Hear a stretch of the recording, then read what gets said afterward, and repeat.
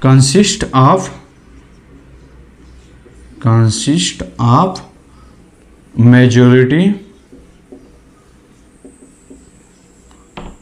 of impurities in it। ठीक है, तो जो पहला जो एरिया हमने डिफाइन किया कि यहाँ से हम क्ले लेंगे, उसके टॉप के 200 mm मिट्टी को निकाल के हम बाहर कर देंगे, जिसमें सारे छोटे छोटे घास फूस झाड़ियाँ ये सब निकल जाएंगी। ठीक है, सेकेंड नंबर हमारा आता है डिगिंग, यानी खुदाई करेंगे मिट्टी लेने के लिए। सेकेंड नंबर हमारा आता है digging.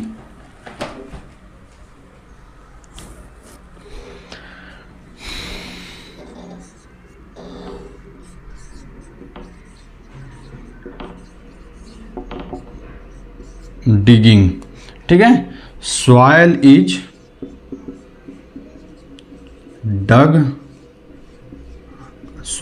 Dug out and spread over the level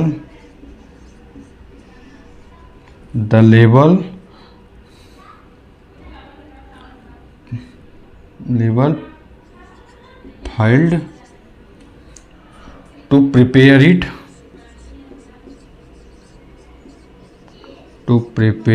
it for next operation and cleaning.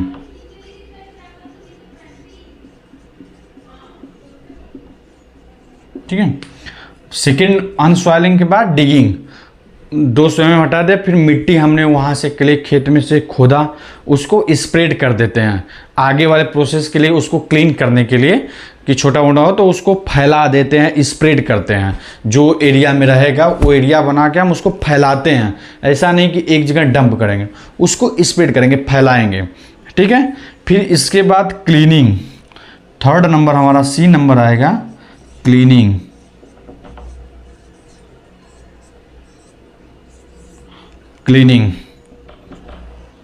Cleaning में क्या आता है, impurities like stones, pebbles,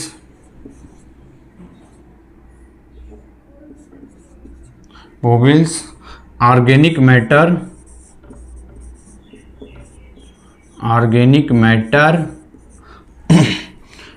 vegetative matter,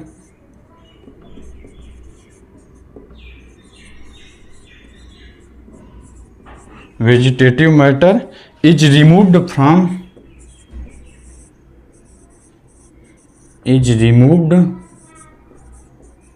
from the brick earth। ठीक है, क्लीनिंग, जो हमने मिट्टी फैलाई है, स्प्रेड की हुई है, उसमें से हम पहले जितनी भी इम्प्योरिटीज है लाइक स्टोन, पोबेल्स, वेजिटेटिव, कोई ऑर्गेनिक मैटर, पेड़ पौधे झाड़ियाँ कुछ भी हों, तो उसको वहाँ से जो हमारी ब्रिक की मिट्टी तैयार किए हैं अर्थ, उसमें से हटा देंगे। ठीक है, एक cleaning process, 3 unsoiling, digging, cleaning. Next process weathering. ठीक है, नेक्स्ट प्रोसेस का है वेदरिंग का मेन पर्पज केवल स्ट्रेंथ का है। फिर वेदरिंग करेंगे डी नंबर, उसमें हार्मफुल गैसेस जो भी रहेगा सब निकल जाएगा। अब नेक्स्ट प्रोसेस आता है हमारा weathering.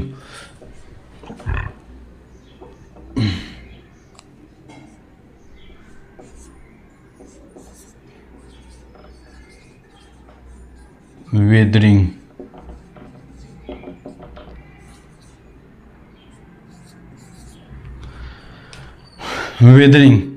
After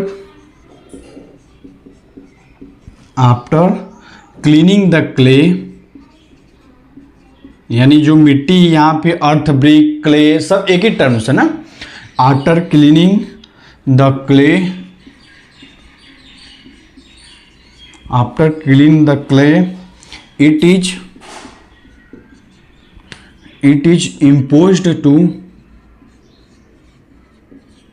it is imposed to the atmosphere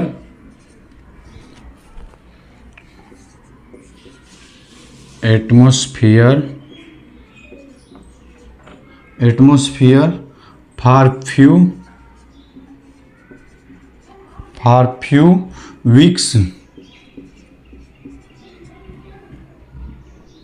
to few months,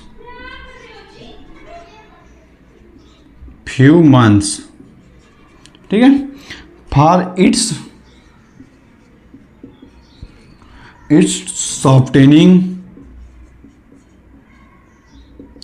softening, repairing and weathering,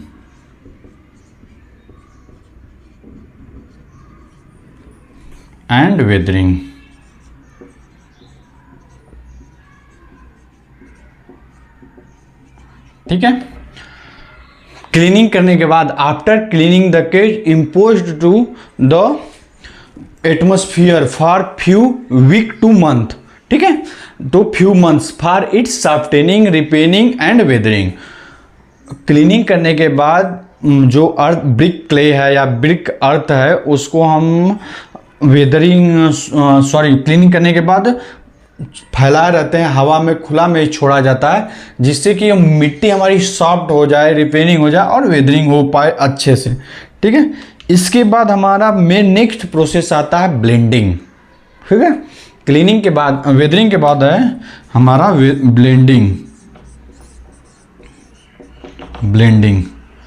blending के अंदर क्या होता है कि जैसे कभी कभी क्या करते हैं कि कुछ अलग से, जैसे सैंड, सिल्का जो सिल्क सैंड होती है वो ऐड करते हैं वेदरिंग के जस्ट बाद, ठीक है। तो कुछ इंग्रेडिएंट्स यदि कम पड़ रहे हो, कुछ अलग से ऐड करना हो, कुछ स्पेशल कैटेगरी में इम्प्योरिटीज को हटाने के लिए, तो यहीं ब्लेंडिंग में ही अच्छे से हम प्रोसेस ऐड करेंगे ब्लेंडिंग। तो इस प्रोसेस को बोला जाता है कि blending. It is process in which different ingredients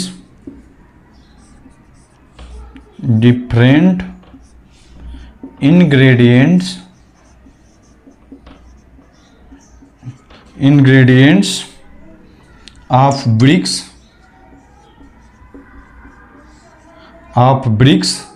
अर्थ, देखिए ये एक ब्रिक क्ले या earth, bricks earth is spread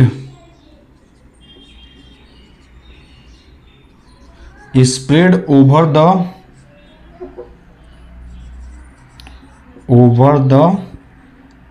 weathered clay,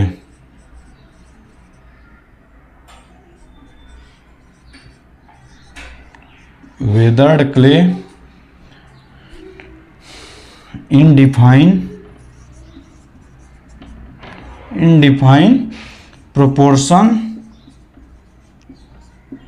proportions and mixed,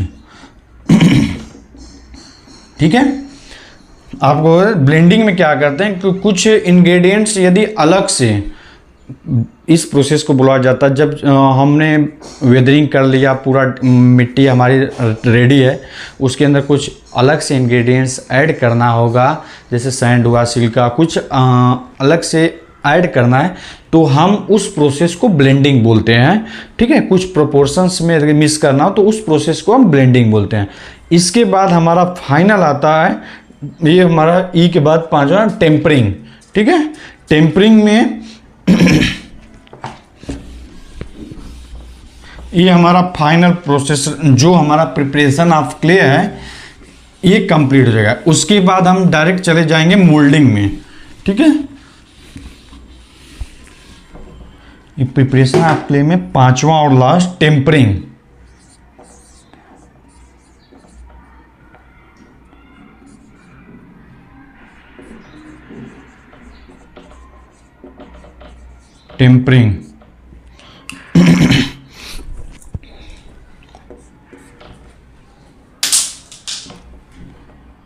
tampering, ये टेम्परिंग का प्रोसेस। ठीक है, टेम्परिंग में क्या करते हैं कि हम इसको as a degree of strength भी बोला जाता है कि स्ट्रेंथ इससे आता है। इसमें यही प्रोसेस में हम इसमें वाटर ऐड करते हैं। ठीक है, ये याद रखना कि हम टेम्परिंग के समय वाटर ऐड करते हैं। ठीक है, इस क्या क्या होता है लिख लेते हैं। Tampering is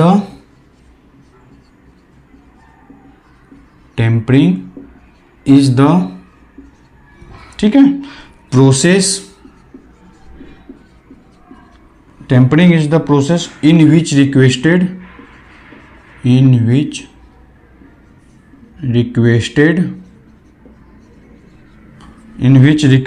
degree of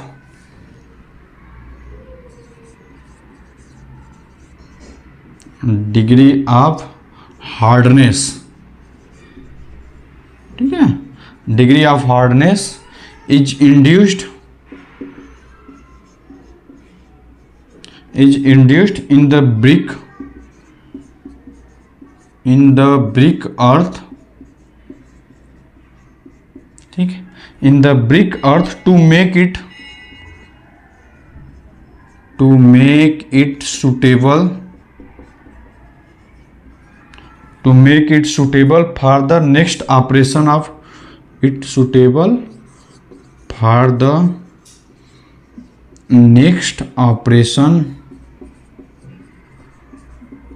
moulding.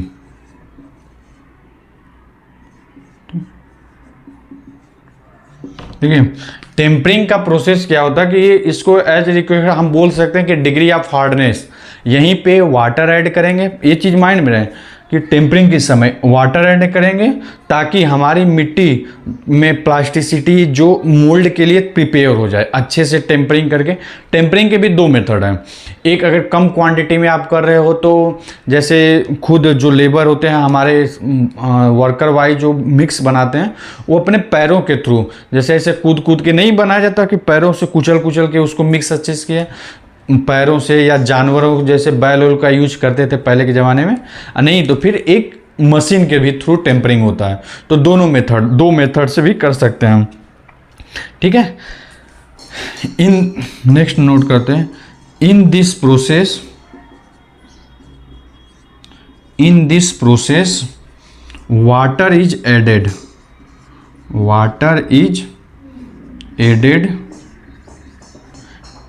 into clay and proper mixing। यहाँ पे मिक्सिंग अच्छी से होनी चाहिए, पूरा एकदम is done by foot of human, पैरों से ह्यूमन और एनिमल, जानवरों के पैरों से अच्छे से या फिर आदमी जैसे उसमें पैर के थ्रू अच्छे से मिक्स करे, पानी और मिट्टी ऊपर नीचे चारों तरफ मिक्सिंग प्रॉपर होना चाहिए। ठीक है, कभी कभी इसको बेटर क्वालिटी प्रोवाइड करने के लिए हम टेम्परिंग मशीन के भी थ्रू करते हैं, उसका भी फंक्शन बता रहे हैं, पहले लिख लें। इफ क्वांटिटी, यदि क्वांटिटी ज़्यादा हो, if quantity is large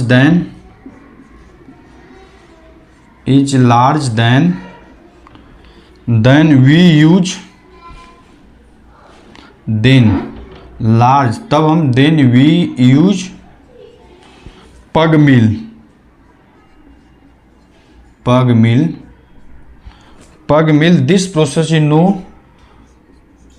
this process is known pugging.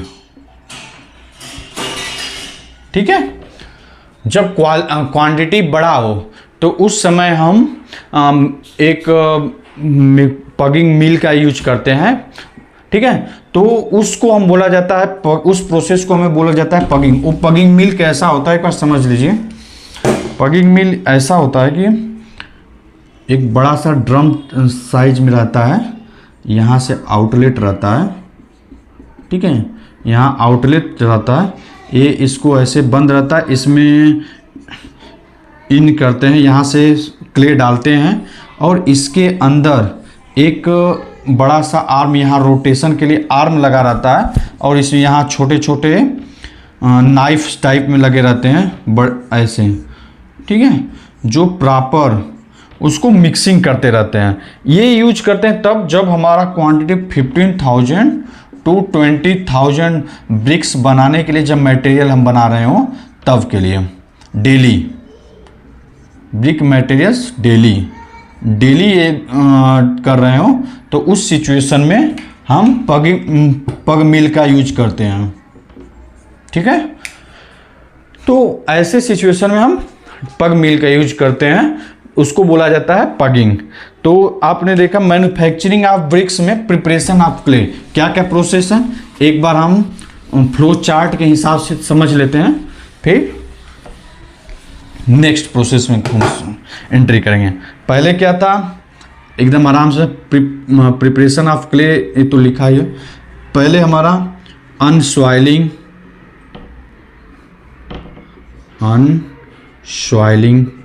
ठीक है, इसके बाद हमने पहुंचा डिगिंग, अनसॉइलिंग के बाद हमने किया डिगिंग, उसके बाद हमने इसको किया क्लीनिंग, ठीक है, ये पूरी प्रोसेस है क्लीनिंग। उसके बाद हमने किया वेदरिंग,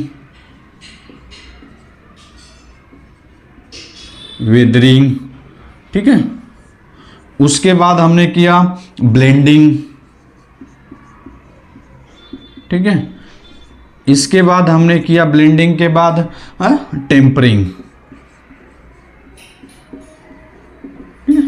टेम्परिंग के दो method, man by human, man या एनिमल के फुट के थ्रू या फिर मशीन के थ्रू, ठीक है।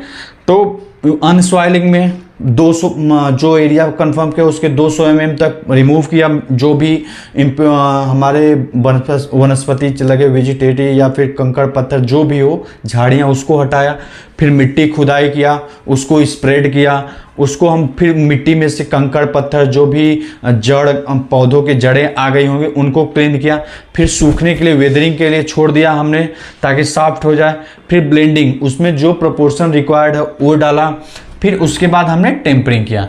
ये टोटल प्रोसेस हो गया प्रिपरेशन ऑफ क्ले, ठीक है, मैन्युफैक्चरिंग ऑफ ब्रिक में। नेक्स्ट हमारा रहेगा क्या, मोल्डिंग, ठीक है, मोल्ड यानी शेप देना, शेप देने के कौन कौन से मेथड है, क्या प्रोसेस है। उसके बाद हमारा रहेगा ड्राइंग, एयर में सुखाना, ठीक है, ड्राइंग, ठीक है।